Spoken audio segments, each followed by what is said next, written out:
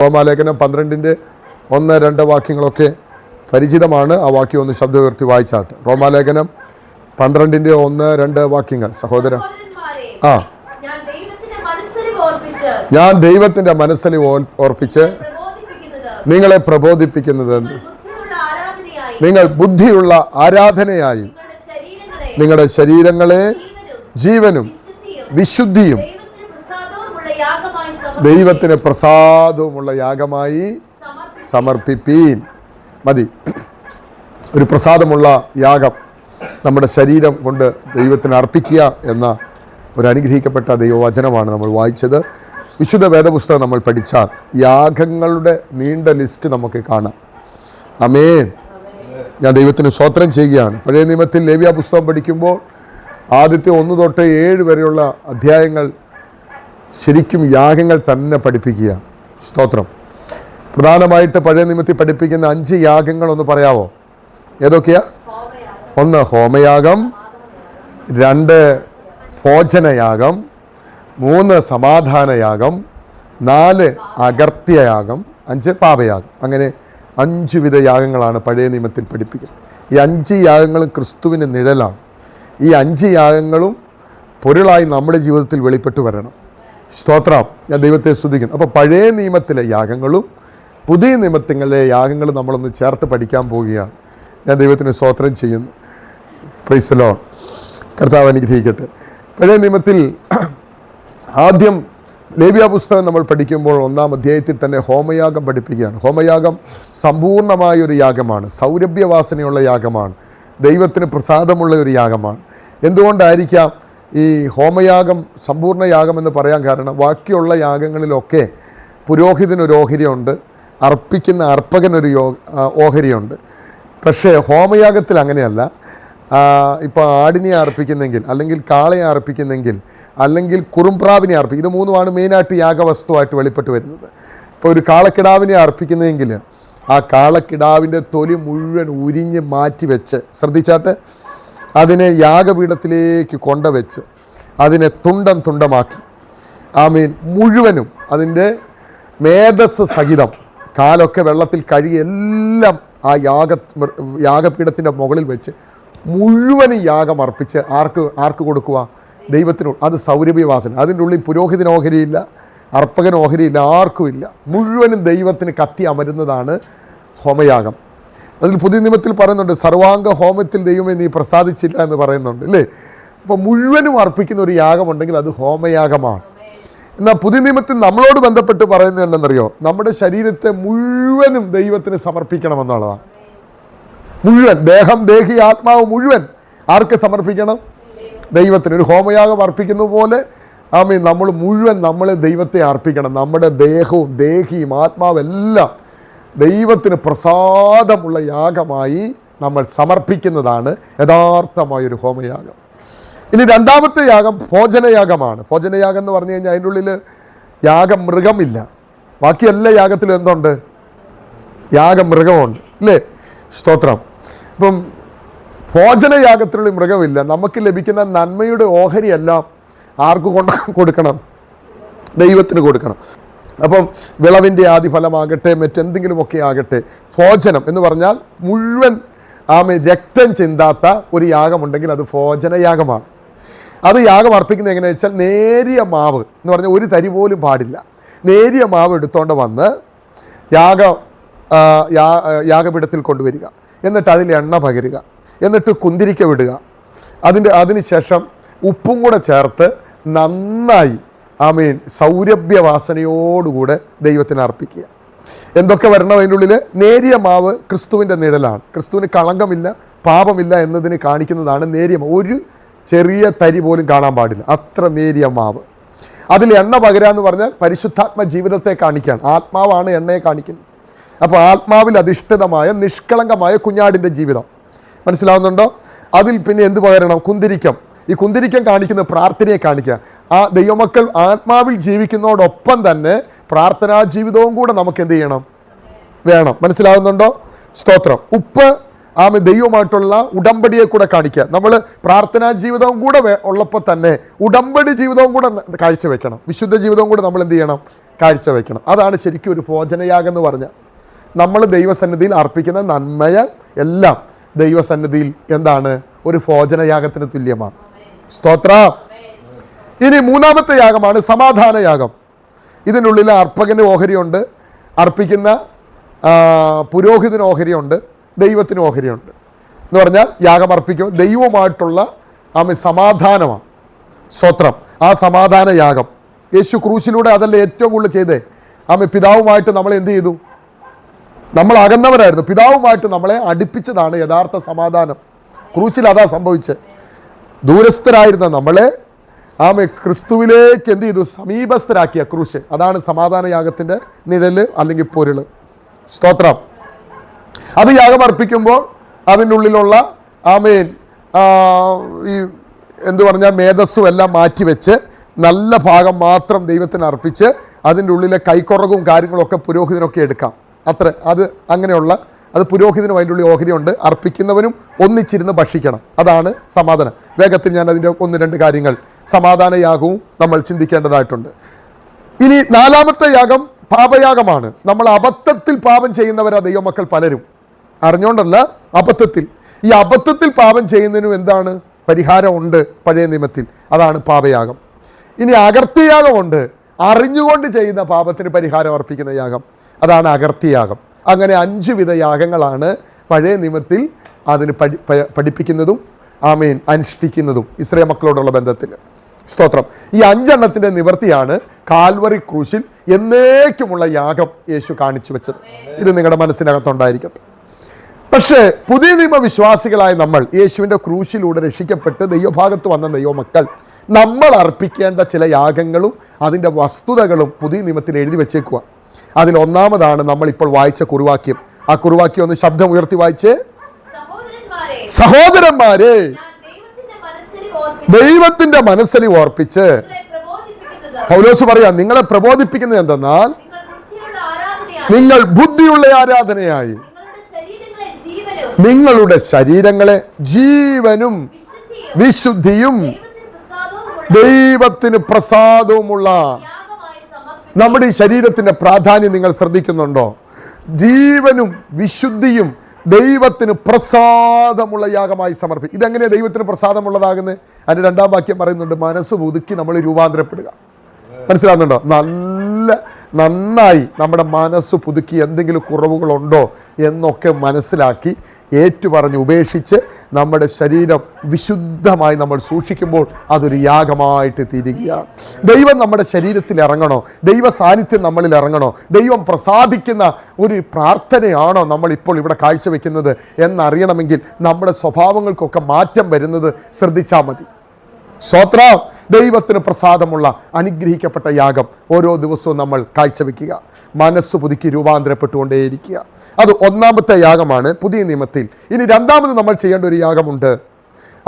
എബ്രായ ലേഖനം 13-15 വാക്യം വായിച്ചാട്ടെ. എബ്രായ ലേഖനം 13-15 വേദവാക്യം.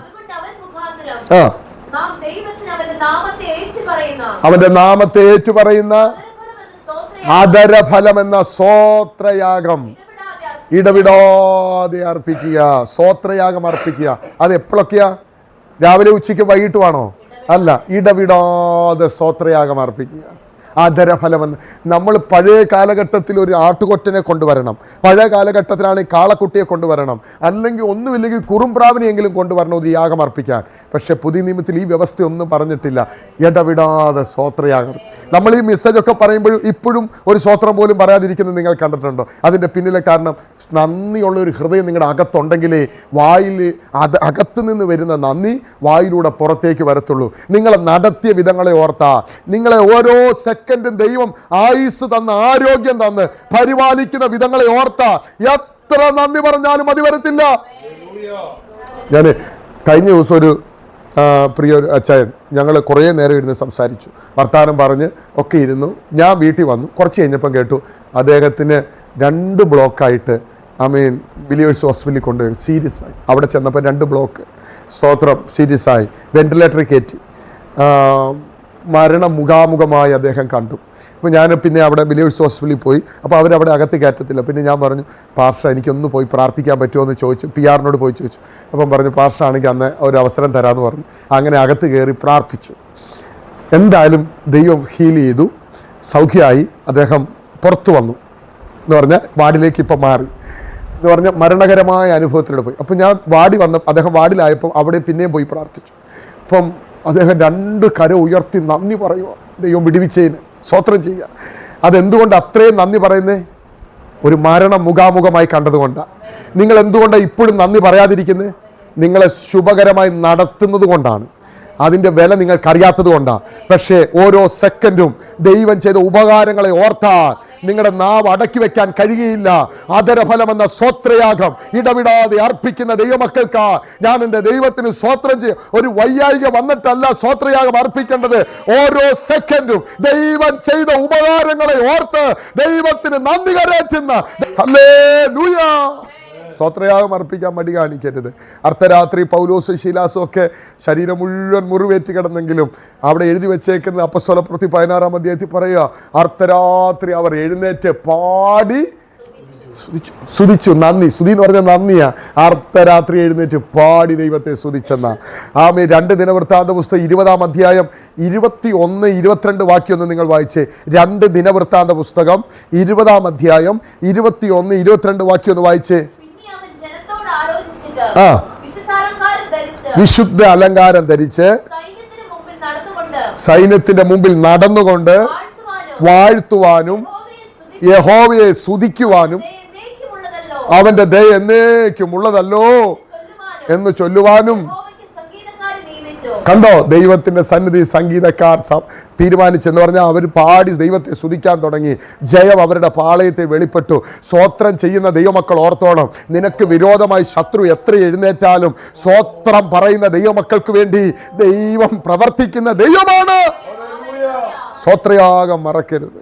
എനിക്കറിയാവുന്ന വളരെ ക്ലോസ്ഡ് ആയിട്ടുള്ള 2-3 ദൈവദാസന്മാരുണ്ട്. ആ ദൈവദാസന്മാർ ഞാൻ ശ്രദ്ധിച്ചിട്ടുണ്ട്, അവരെപ്പോഴും സ്വോത്രം പറയും. സ്വോത്രം സ്വോത്രം സ്വോത്രം. അവരുടെ ജീവിതത്തിലെല്ലാം ജയമാണ്. ദൈവമക്കളെ, നിങ്ങൾക്ക് ജയം വേണോ? എപ്പോഴും സ്വോത്രയാഗങ്ങൾ അർപ്പിക്കുക. ആദരഫലം എന്ന സ്വോത്രയാഗം. ഇനി അതിൻ്റെ എബ്രായ ലേഖനം 13-16 വാക്യം ഒന്ന് വായിച്ചേ. 13-16 വാക്യം. നന്മ ചെയ്യുവാനും കൂട്ടായ്മ കാണിക്കാനും എന്ത് ചെയ്യരുത്? മറക്കരുത്. കണ്ടോ, അവിടെ എഴുതി വെച്ച്, ഈ വക യാഗത്തിലല്ലോ ദൈവം പ്രസാദിക്കുന്നത്. ഞാനൊരു മർമ്മം നിങ്ങളോട് പറയട്ടെ. 3ാമത് നമ്മൾ അറിഞ്ഞിരിക്കേണ്ട യാഗമാണ് എന്ത്? നന്മ ചെയ്യുവാനും കൂട്ടായ്മ കാണിക്കാനും എന്ത് ചെയ്യരുത്? മടിക്കരുത്. ഈ ബാക്കി നമ്മൾ എന്തൊക്കെ എന്ന് പറഞ്ഞാൽ മറന്നാലും ഈ 2 കാര്യം മറക്കരുത്. അതൊരു യാഗമാണ്. നന്മ ചെയ്യുക, കഴിയുമെങ്കിൽ നന്മ ചെയ്യാൻ ഒരു മടിയും കാണിക്കൽ. യേശുവിനെ കുറിച്ച് എന്താ പറയുന്നത് ബൈബിള്? യേശു നന്മ ചെയ്തോണ്ട് നടന്നെന്ന അല്ലേ? അതൊന്ന് വായിച്ചേ. അപ്പസ്തോലപ്രവൃത്തി 10-ാം അധ്യായം 38-ാം വാക്യം ഒന്ന് വായിച്ചേ. അപ്പസ്തോലപ്രവൃത്തി 10:38.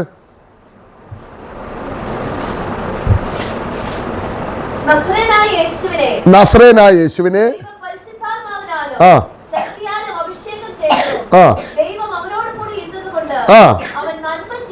അവൻ നന്മ ചെയ്ത് കണ്ടോ, നന്മ ചെയ്തുകൊണ്ട് സഞ്ചരിച്ചെന്ന്. സ്തോത്രം. രോഗികളെ സൗഖ്യമാക്കി, നന്മ ചെയ്തു. അങ്ങനെയാ കർത്താവ് ഓരോ ദിവസവും സഞ്ചരിച്ചത്. നിങ്ങൾ ഓരോ ദിവസവും നന്മ ചെയ്യുന്നുണ്ടോ? നന്മ ചെയ്യുന്നുണ്ടോ? മറ്റുള്ളവർക്ക് നന്മ ചെയ്യുന്നുണ്ടോ? സ്തോത്രം. നന്മ ഒരു യാഗമാണ്. നന്മ ചെയ്യാൻ മടി കാണിക്കരുത്. സ്തോത്രം. കൂട്ടായ്മ ഒരു യാഗമാണ്, മടി കാണിക്കരുത്. ഞാൻ ദൈവത്തിന് സ്തോത്രം ചെയ്യുന്നു. 2 ഉദാഹരണം പറയട്ടെ. ആമേൻ. ഫിലിപ്പിയ ലേഖനം 4-ാം അധ്യായം 18-ാം വാക്യം. ഫിലിപ്പിയ ലേഖനം 4:18. ഫിലിപ്പിയ സഭയ്ക്ക് അവിടുത്തെ ദൈവദാസനുമായിട്ടുള്ള ബന്ധത്തിൽ ആമേൻ യാഗം അർപ്പിക്കുന്നതിനെ കുറിച്ച് പറയുന്നത് അവിടെ എഴുതി വെച്ചേക്കുന്നത്. ഫിലിപ്പിയ ലേഖനം 4:18.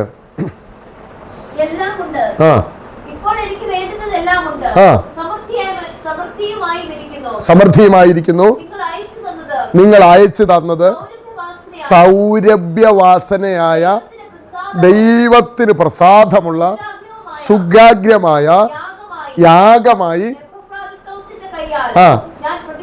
എന്ന് പറഞ്ഞാൽ അവർ കൊടുത്ത നന്മ സാമ്പത്തിക നന്മയാ. ആർക്ക് കൊടുത്തത്?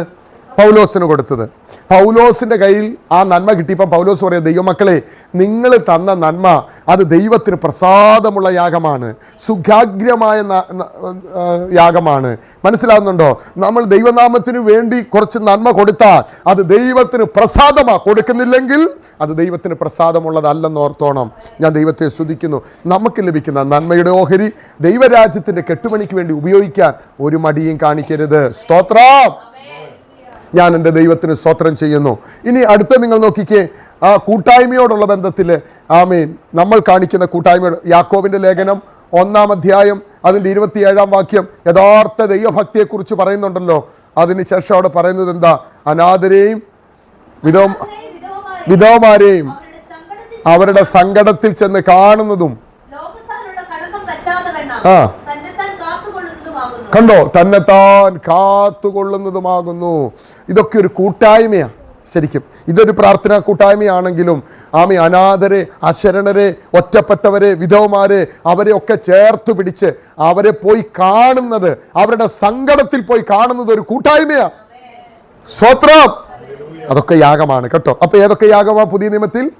1, നമ്മുടെ ശരീരം വിശുദ്ധമായി സൂക്ഷിക്കുന്നത് ഒരു യാഗമാണ്. 2, അധരഫലം എന്ന സ്വത്രയാഗം, അതൊരു യാഗമാണ്. 3, നന്മ കാണിക്കുന്ന ഒരു യാഗമാണ്. 4, കൂട്ടായ്മ കാണിക്കുന്നത് ഒരു യാഗമാണ്. ഇനി ഫിലിപ്പിയ ലേഖനം 2:17 പറയുന്നത്, നിങ്ങൾ വിശ്വാസമെന്ന യാഗം അർപ്പിക്കും. എന്നാൽ വിശ്വാസം എന്ന യാഗം അർപ്പിക്കുന്നതിൽ, കണ്ടോ, വിശ്വാസം എന്നത് ഒരു യാഗമാണ്. വിശ്വാസത്തിന് വേണ്ടി ഉറച്ചു നിൽക്കണം. ചിലർ ചെറിയ കഷ്ടം വന്ന വിശ്വാസം ഉപേക്ഷിച്ചു പോകും. എബ്രായ ലേഖനം 11-ാം അധ്യായം നമ്മൾ പഠിച്ചാൽ വിശ്വാസത്തിന് വേണ്ടി വില കൊടുത്തവരുടെ ലിസ്റ്റ് അവിടെ എഴുതിയോ 36 പേരോളം എഴുതി വെച്ചിട്ടുണ്ട്. ആ പേരുകളുടെ ഇത് എടുത്തു പഠിച്ചാൽ അവരൊക്കെ കഷ്ടതയിലും സിംഹത്തിന്റെ വെല്ലുവിളി വന്നപ്പോൾ, ഈർച്ചവാളിന്റെ വെല്ലുവിളി വന്നപ്പോൾ, പരിശോധനകൾ വന്നപ്പോൾ അവരവരുടെ വിശ്വാസം കളഞ്ഞില്ല. അതൊരു യാഗമാണ്. അബ്രഹാം മോറിയാമല കയറി തൻ്റെ മകനെ അർപ്പിക്കുന്ന വിഷയമാണ്. അവിടെ വിശ്വാസത്താൽ യാഗം അർപ്പിച്ചെന്നാ പറയുന്നേ. മനസ്സിലാവുന്നുണ്ടോ? വിശ്വാസം ഒരു യാഗമാണ്. സ്തോത്രം. അങ്ങനെ ധാരാളം യാഗങ്ങൾ പുതിയ നിയമത്തിൽ എഴുതി വെച്ച് ഇതൊന്നും പെടാതെ പൗലോസ് അവസാനം പറഞ്ഞു, ഞാനൊരു പാനീയ യാഗമായി ഒഴിക്കപ്പെടുന്നു. ഞാനൊരു മർമ്മം നിങ്ങളോട് പറഞ്ഞ് അവസാനിപ്പിക്കാം. ഏലിയാവ് പ്രാർത്ഥിക്കാൻ നേരത്തെ തകർന്നു കിടന്ന യാഗപീഠം പണിതിട്ട യാഗമർപ്പിച്ച്. ഞാൻ നിങ്ങളുടെ ജീവിതത്തിൽ നിങ്ങൾ അനുഗ്രഹിക്കപ്പെടാൻ ഞാൻ പറയാം, ദൈവമക്കളെ, നമ്മുടെ ജീവിതത്തിൽ യാഗപീഠം എവിടെയെങ്കിലും തകർന്നു കിടക്കുന്നുണ്ടെങ്കിൽ നമ്മളെ തന്നെ ഒന്ന് പണിയാൻ ഏൽപ്പിച്ചാൽ, പണിതിട്ടൊന്ന് സ്വോത്രം ചെയ്ത് നോക്കിക്കേ, ഏൽപ്പിച്ചു കൊടുത്തേ. പണിത് ഏൽപ്പിക്കുമ്പോൾ ആ യാഗത്തിൽ തീ ഇറങ്ങിയിരിക്കും, ആ യാഗത്തിൽ ശക്കന ഇറങ്ങിയിരിക്കും, ആ യാഗത്തിൽ വിടുതൽ നടന്നിരിക്കും. തകർന്നതിനെ പണിയാൻ ഈ മീറ്റിംഗ് ഇടയാക്കി തീർക്കട്ടെ. 12 ഗോത്രങ്ങൾക്കൊത്തവണ്ണം 12 കല്ലെടുത്ത് വെച്ച് ദൈവത്തോട് പറഞ്ഞു, കർത്താവേ, ഇത് നിന്റെ ഇഷ്ടപ്രകാരമാണ് ഞാൻ ഇതൊക്കെ ചെയ്തത് എന്ന് പറഞ്ഞ് കരഞ്ഞൊരു പ്രാർത്ഥന. ആ പ്രാർത്ഥന കഴിഞ്ഞപ്പോൾ സ്വർഗത്തിൽ നിന്ന് തീ ഇറങ്ങി.